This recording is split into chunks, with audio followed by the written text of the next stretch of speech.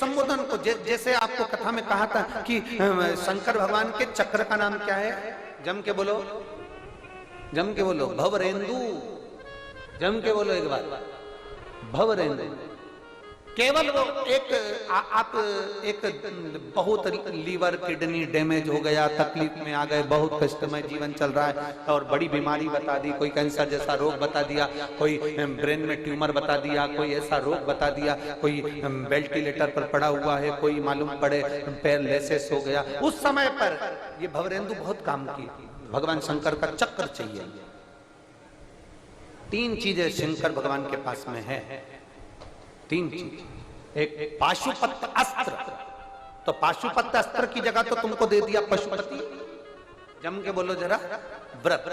एक शंकर भगवान के पास में है त्रिशूल, वो भी आपको हमने बीच में वर्णन कर दिया था कि भगवान हनुमान जी महाराज का प्रागट्य और उनके भाइयों का गतिमान, रतिमान, वृतिमान, मतिमान, उनका वर्णन किया था, उसमें त्रिशूल का वर्णन किया।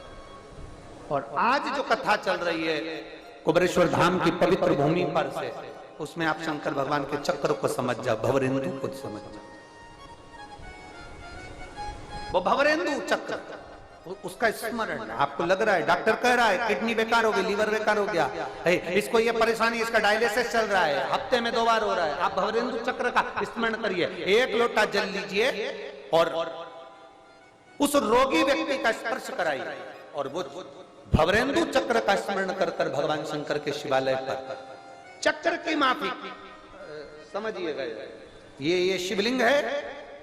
ये जलाधारी है, यहां से भगवान के आप गणेश जी और कार्तिकेय और अशोक सुंदरी से जल को चढ़ाना प्रारंभ करेंगे और उस चक्र के अनुसार उस जल को समर्पित करना प्रारंभ करेंगे और नाम लेंगे भवरेंदु चक्र का, शंकर के उस चक्र का जिस चक्र ने प्रथम निर्माण किया। भगवान शंकर ने सबसे पहला निर्माण उस चक्र का करा, जो जनता, जो जनमानस के, जो जीवों के कल्याण के लिए आज तक कार्य करेगा, वो भवरेंदु चक्र। उसका स्मरण कर कर जल को चढ़ाते चढ़ाते चढ़ाते चढ़ाते आखिरी का जल भगवान शंकर के ऊपर समर्पित हो जाए, उसी जल को झेल कर